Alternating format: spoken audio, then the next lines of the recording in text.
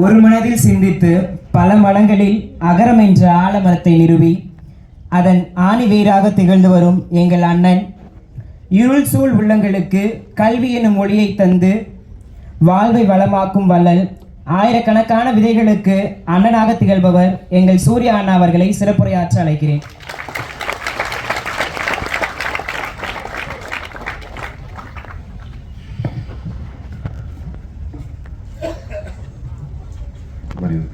மாயா அவர்களுக்கும், கல்யாணி அவர்களுக்கும், அப்பாவுக்கும், கார்த்தி, இங்கே வந்திருக்கிற பத்திரிகை, தொலைக்காட்சி, ஊடக நண்பர்கள், அகரமில் இருக்கிற என்னோட தங்கைகள், தம்பிகள், பெற்றோர்கள், ஆசிரியர்கள், பெரியவங்க அத்தனை பேருக்கும் வணக்கம் சொல்லிக்கிறேன், நன்றியும் சொல்லிக்கிறேன். ஏன்னா யூஸ்வலாக வந்து இது ஒரு வீக்கெண்டில் நடக்கும்.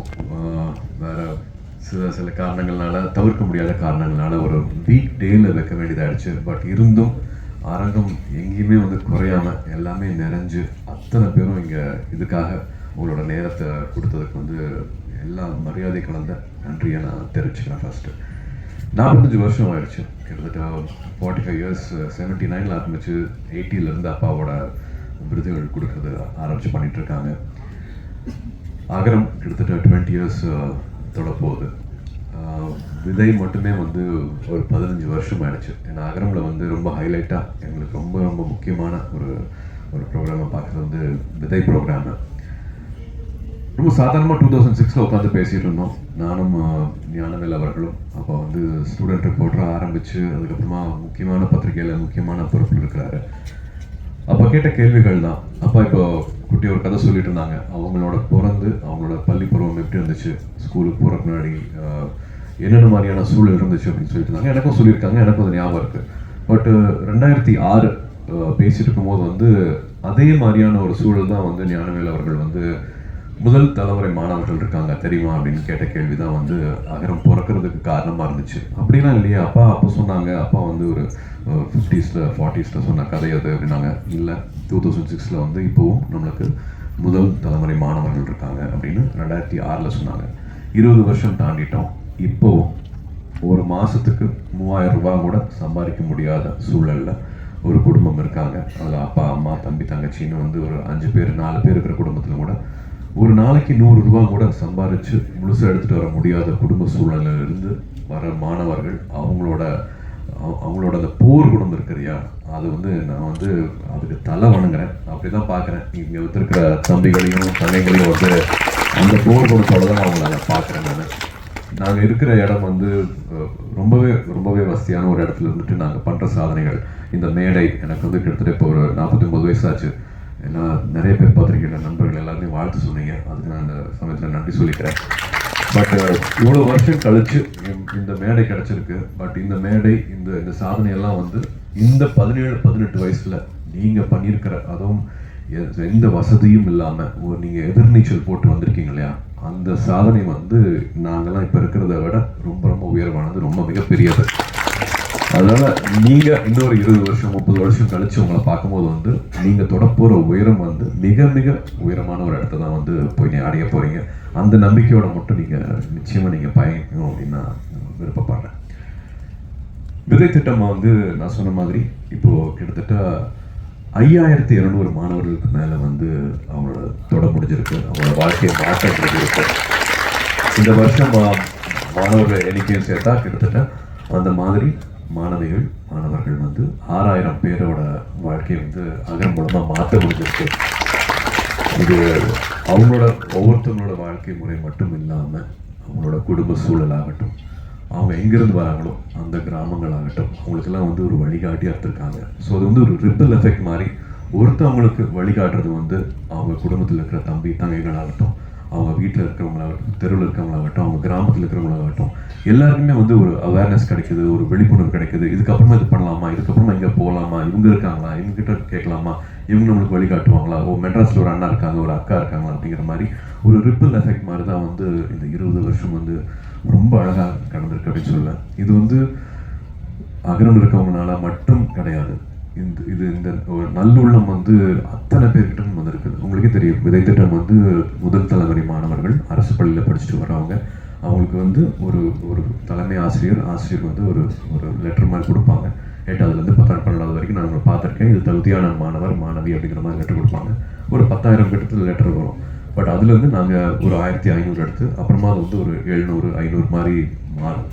ஸோ இந்த ப்ராசஸ்க்கு வந்து ஹெல்ப் பண்ணுறது வந்து அத்தனை பேர், அப்பா அம்மா ஆசிரியர், அந்த ஊருக்கு வழிகாட்டுறவங்க, தடையுமே இருக்காது. ஒரு அட்ரஸ் இருக்காது, வழித்தடம் இருக்காது.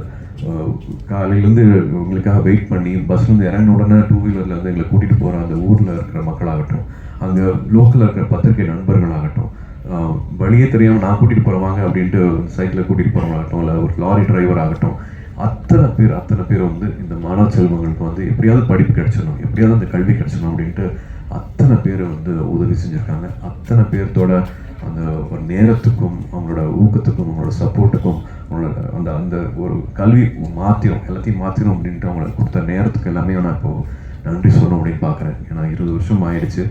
அதில் இன்னும் ரொம்ப முக்கியமானது வந்து 350 காலேஜஸ்க்கு மேலே எங்களுக்கு வந்து ஹெல்ப் பண்ணியிருக்காங்க, யூனிவர்சிட்டிஸ் வந்து ஹெல்ப் பண்ணியிருக்காங்க. அதில் வந்து தொடர்ச்சியாக வந்து 350 எல்லார் பேரையும் என்னால் இப்போ சொல்ல முடியல. பட் எல்லாத்தையும் ஒவ்வொருத்தரையும் வந்து ஒரு நன்றியோடு பார்க்குறோம். அகரத்தில் இருக்கிற அத்தனை பேரும் அவங்க எல்லாத்தையும் வந்து நன்றியோடு பார்க்குறோம்.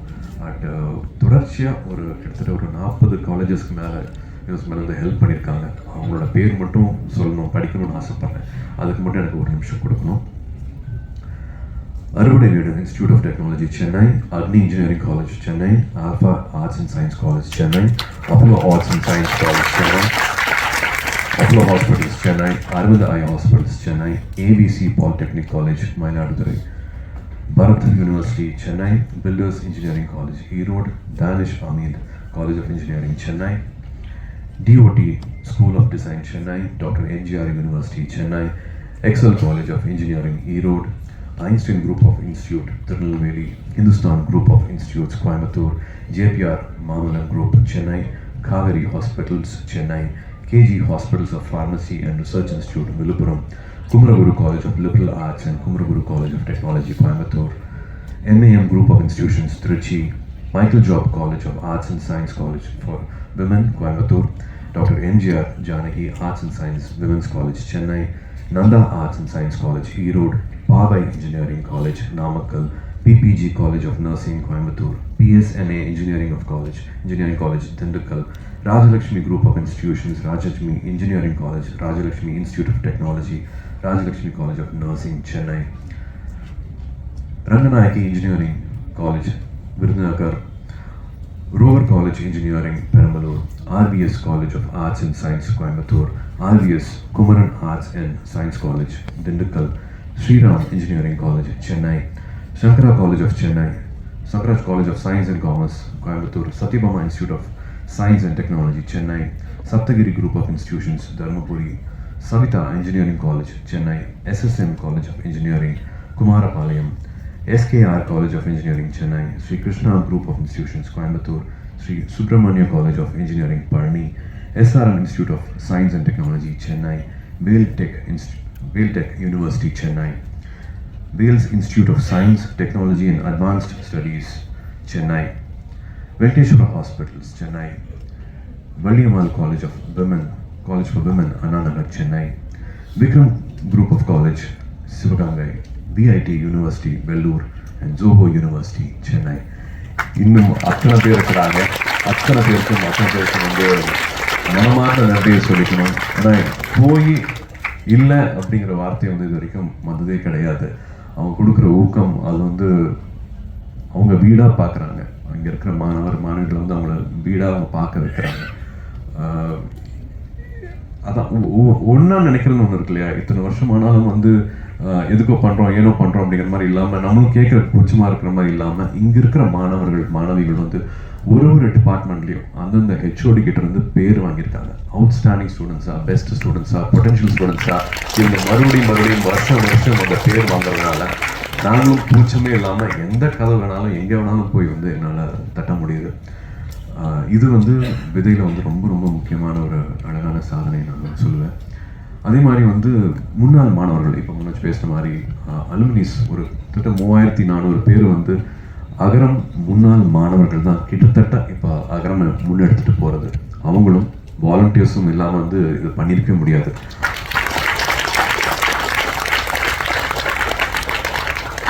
அத்தனை புது விஷயங்களும் இது வேண்டாம், இது பண்ணலாம் அப்படின்ட்டு அகரம் புதுப்பிக்கிறது வந்து அகரம் முன்னாள் மாணவர்கள் ஃபுல்மனேஸும் வந்து தன்னாதவர்களும்.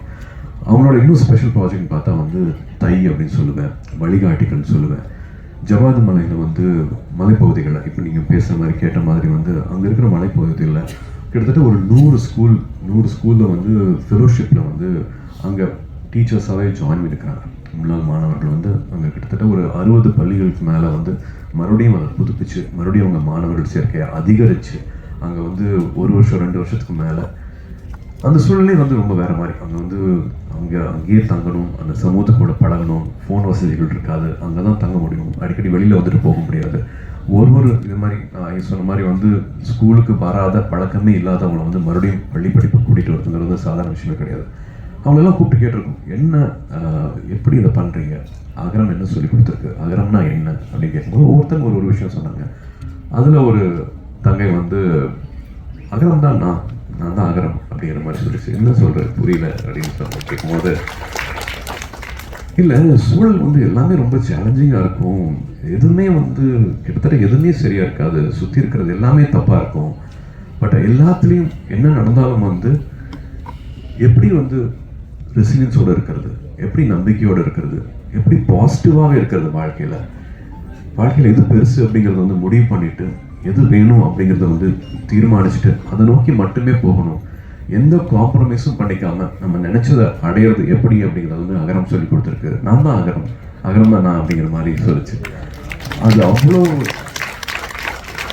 அது ஒவ்வொரு மாணவிக்கும் ஒவ்வொரு மாணவனுக்கும் அகரம் இருக்கிற அத்தனை பேருக்கும் வந்து அது ஒரு எடுத்துக்காட்டு மாதிரி இருந்துச்சு. அவங்க சொன்ன அந்த வார்த்தை அது நம்ம லைஃப்லையும் அது ரொம்ப ரொம்ப வேணும் அப்படின்னு நினைக்கிறேன். எந்த பொசிஷனில் ஆரம்பத்தில் இருந்தாலும் சரி, நடுவில் இருந்தாலும் சரி, ஃபேடிங்கான ஒரு கெரியர் கிராஃபில் வந்து ஒரு ஃபேடு வரும், அந்த டைம்லையும் சரி, நிச்சயமாக எல்லாமே வந்து சரியாக போகாது. நிறைய விஷயங்கள் வந்து நம்ம எதிர்பார்க்காத மாதிரி போகும், நெகட்டிவிட்டி வந்து ரொம்ப அதிகமாக இருக்கும். பட் அந்த டைமில் பாசிட்டிவான விஷயங்களை மட்டுமே நினைக்கிறது, பாசிட்டிவாக மட்டுமே பேசுறது. ஏன்னா we can always choose to complain, மற்றவங்களை பற்றி தப்பாக பேசுகிறதோ, இது சரியில்லை அது சரியில்லைன்னு சொல்கிறதுக்கோ, இல்லாட்டி எடுத்தோடனே கான்வர்சேஷனில் முதல் வார்த்தையும் வந்து எது வந்து தப்பாக நடந்துகிட்ருக்கோ அதை பற்றி ஆரம்பிக்கிறது வந்து நிறைய பேருக்கு வந்து அது பழக்கமாக இருக்கலாம். எல்லாத்தோட வாழ்க்கையிலும் நிறையா கசப்பு இருக்கலாம், பட் அதெல்லாத்தையும் மறந்து நல்லது மட்டுமே பேசுவோம், ஆக்கப்பூர்வமாக மட்டுமே இருப்போம். நம்மளோட ஃப்ரெண்ட்ஸும் சரி, நம்மளோட வளர்ச்சிக்கு மட்டுமே நம்ம வந்து மற்றவங்களுக்கு உதவியாக இருப்போம், நம்மளுக்கு வழிகாட்டியாக இருப்போம் அப்படின்னு அகரமில் ஒவ்வொரு மாணவியும் இந்த வயசில் நினைக்கிறாங்க அப்படின்னா அவங்க ரொம்ப அழகான சூழலில் வந்து வளர்ந்துட்டு இருக்காங்க அப்படின்னு நான் நினைக்கிறேன். எனக்கு அப்படி நினைக்கும் போது வந்து அகரமில் நானும் ஒரு பார்ட்டாக இருக்கேன் அப்படின்னு நினைக்கும் போது வந்து எனக்கு ரொம்ப ரொம்ப சந்தோஷமாக இருக்குது. Everybody needs it in life. ஒரு வாட்டியும் வந்து கசப்பான அனுபவங்கள் வரும்போது வந்து அதை தகர்த்துட்டு பாசிட்டிவாக நினைக்கிறது வந்து ரொம்ப ரொம்ப முக்கியம். கார்த்தியும் சொன்ன மாதிரி வந்து எது ஆகணும் அப்படின்னு நம்ம ஏங்கி தவிக்கிறோமோ அதுவாகவே ஆகும், அது நிச்சயமாக ஆகும். It's a crime to think small, it's a crime to dream small அப்படின்னு நினைக்கிற மாதிரி மைண்டு வந்து ஒரு ஸ்டியரிங். நம்ம என்ன ஓட்டங்கள் என்னவா இருக்குதோ அதை நோக்கி நிச்சயமாக எல்லாமே அதை நோக்கி போகும், அதை நிச்சயமாக அடையும். நான் ஏற்கனவே தெரிஞ்சுருக்கேன், ஸ்கூல்லையும் சரி காலேஜ்லேயும் சரி நான் எதுவுமே நான் சாதிச்சது கிடையாது, எதுவுமே நான் பண்ணது கிடையாது. ஒரு 3 வருஷம் கவர்மெண்ட் இண்டஸ்ட்ரிக்கு போனேன், அதுவும் வந்து ஒரு சின்ன சலிப்பு தட்டுச்சு. ஒரு சின்ன குடும்ப சூழல், திரும்பி ஒரு யூட்டர்ன் எடுத்தேன். நான் படித்த படிப்புக்கும் என்னோட வேலை அனுபவத்துக்கும் சம்மந்தமே இல்லாமல் நான் 5 நாளுக்கு முன்னாடி நினைக்கல கேமரா முன்னாடி நான் நிற்பேன் அப்படின்ட்டு ஒரு சடனாக ஒரு லைஃப்பில் ஒரு யூட்டர்ன் அடிக்க ஆரம்பித்தேன். நேருக்கு நேர் ரிலீஸ் ஆனதுக்கப்புறமா தான் வந்து அது எவ்வளோ அன்பு கொடுக்குறாங்களே, என்ன இதுக்கெல்லாம் தகுதியாக, இதுக்கு நான் என்ன பண்ண போகிறேன், என்ன கைமாறு பண்ண போகிறேன் அப்படிங்கிறதுக்கு அப்புறமா தான் வந்து நான் வாழ்க்கையில் வந்து இன்னும் கொஞ்சம் நான் ஒழுங்காக உழைக்கணும், இந்த அன்புக்கு இந்த நான் தகுதி ஆக்கிக்கணும் அப்படின்னு ஆரம்பித்தேன். அப்படி ஆரம்பிச்சதுனால இந்த நிலைமைக்கு வர முடியுதுன்னா நீங்கள் உங்களோட சிந்தனைகள் வந்து சரியாக வச்சுருந்தீங்கன்னா யார் வேணாலும் என்ன வேணாலும் ஆகலாம். என்னோட ஒன்றுமே இல்லாத நான் வந்து இந்த இடத்துலையோ இந்த மாதிரி ஒரு அன்பு கிடைக்கிற நிலைமைக்கு வந்து என்னால் வர முடிஞ்சிருக்கு அப்படின்னா இது 17 வயசில் வந்து இவ்வளோ சிரமங்களுக்கு தாண்டிட்டு நீங்கள் அடைஞ்சிருக்கிற இந்த இடம், நீங்கள் செஞ்சுருக்கிற இந்த சாதனை, இந்த மார்க்ஸ், இது எல்லாமே பண்ணக்கூடிய அந்த வீரியம், அந்த தைரியம், அந்த பவர் இருக்குன்னா நீங்கள் தொடக்கூடிய எல்லைகள் வந்து நீங்கள் தான் அந்த எல்லையை வந்து நீங்கள் தான் முடிவு பண்ணணும். எங்கே வேணாலும் போகலாம், எது வேணாலும் பண்ணலாம், எதுவுமே தடை கிடையாது. இப்போ இருக்கிற சூழல், இப்போ இருக்கிற சின்ன சின்ன பிரச்சனைகள்லாம் வந்து 6 மாதம் கழிச்சு அது ஒரு பிரச்சனையே இருக்காது, ஒரு 3 வருஷம் கழிச்சு நீங்கள் அது அப்படி ஒரு சிந்தனையே இருக்காது உங்கள் வாழ்க்கையில். ஸோ தயவு செஞ்சு வந்து இப்போ இருக்கிற பிரச்சனைகளை வந்து ரொம்ப சின்னதாக்கிடுங்க. நாகேஷ் எல்லாம் சொல்கிற மாதிரி வந்து இங்கே வச்சு பார்த்தா தான் அது பெரிய பிரச்சனை இருக்கும். அந்த சின்ன அந்த இப்படி தள்ளி பிடிச்சா அந்த ஒரு சின்ன தூசி மாதிரி ஆகும் அந்த பிரச்சனை. ஸோ விலகி இருந்து பாருங்கள். இப்போ இருக்கிற பிரச்சனையும் ஒரு பிரச்சனையாகவே நினைக்காதீங்க. Only think positive, have only positive thoughts. வாழ்க்கை இன்னும் ரொம்ப அழகானது. வாழ்க்கையை நிறைய நம்பிக்கை வைங்க. நினைக்கிற விஷயங்களை நிச்சயமாக நம்ம சாதிக்க முடியும். ஐயா சொன்ன மாதிரி வந்து அப்பாவும் சொன்ன மாதிரி வந்து அப்பா 20 வருஷம் முன்னாடியே வந்து சூலூரில் ஆரம்பிச்சிருக்காங்க. ஸ்கூல் மேனேஜ்மெண்ட் கமிட்டி எஸ்எம்ஜின்னு சொல்கிற பள்ளி மேலாண்மை குழு வந்து ரொம்ப ரொம்ப முக்கியமான அழகான மாற்றங்களை கொண்டுட்டு வந்துருக்கு. 2 வருஷமும் அந்த மாற்றங்களை பார்த்துட்டு இருக்கோம். அதுக்கும் நான் வந்து இங்கே இருக்கிற மாணவர்களுக்கு நான் நன்றி சொல்லிக்கிறேன். அந்த தன்னார்வல் குழுவுக்கும் வந்து நான் நன்றி சொல்லிக்கிறேன். ஏன்னா இவங்களோட அந்த இணை மூலமாக தான் வந்து பெரிய பெரிய மாற்றங்கள் நடந்துட்டு வந்துட்டு இருக்குது. ஒவ்வொருத்தரும் பள்ளியில் திரும்பி நம்மளோட நேரத்தை செலவழிக்கிறது ரொம்ப முக்கியமான ஒரு விஷயமா இருக்குது.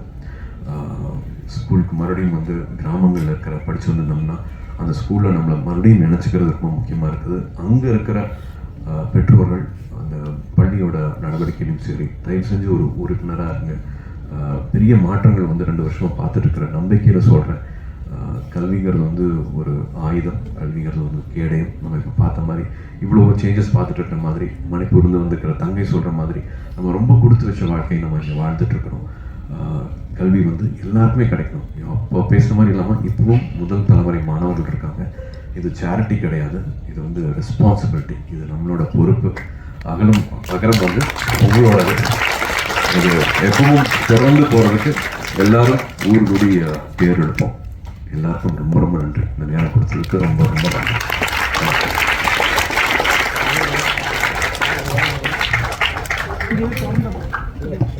நன்றி அண்ணா.